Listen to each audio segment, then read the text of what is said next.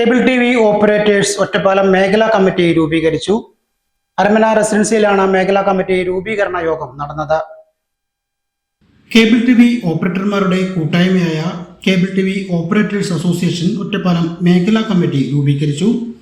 അരമന റെസിഡൻസിയിൽ വെച്ച് നടന്ന രൂപീകരണ യോഗത്തിൽ സംസ്ഥാന secretary Suresh PB, COA Thrissur ജില്ലാ പ്രസിഡന്റ് സുഭാഷ് TD, ജില്ലാ സെക്രട്ടറി ആന്റണി P, സംസ്ഥാന കമ്മിറ്റി അംഗം നാസർ PM, ജില്ലാ ട്രഷറർ ജോസ്, ചേലക്കര മേഖലാ സെക്രട്ടറി മനോജ് തുടങ്ങിയവർ സംസാരിച്ചു.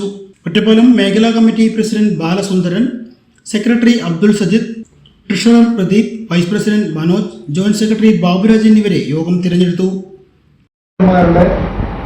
വിപുലമായിട്ടുള്ള ഒരു വളർച്ച നമുക്ക് കാണാൻ സാധിച്ചിട്ടുണ്ട്. ആ ഒരു കാലഘട്ടം വരെയാണ്.